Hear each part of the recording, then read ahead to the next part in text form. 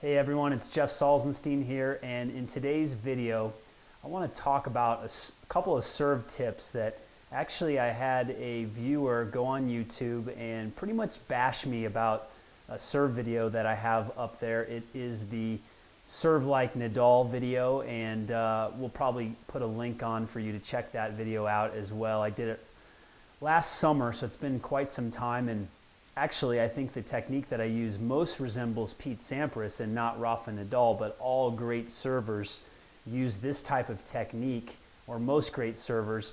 But I want to talk about the reasons why this person, I feel, is wrong of what he said with his comment on YouTube. This is what he said.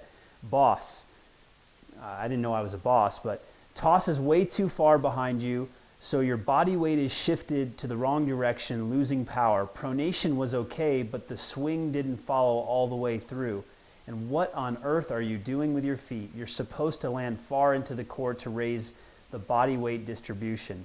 Well, a lot of the stuff there actually doesn't make a lot of sense to me, but I can understand why this person would say this, because there's a lot of myths out there about the tennis serve.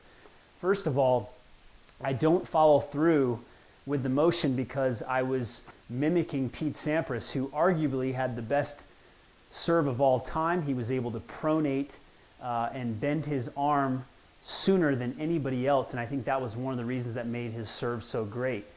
To address the weight distribution getting into the court, if you look at Federer from a side view, a lot of times he actually lands on the baseline. So there are some servers that toss the ball well in front and they land well into the court. But there are other servers, notably Roger Federer, who has a pretty decent serve. He lands right on the baseline on a lot of his serves.